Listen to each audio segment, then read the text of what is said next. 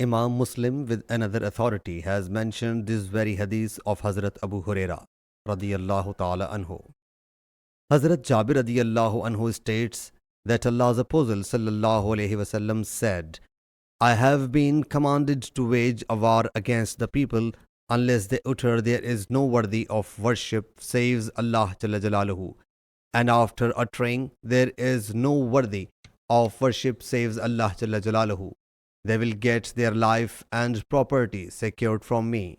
However, they will be taken to account for infringing any Islamic law, and their inner self is entrusted to Allah Jalla Jalaluhu.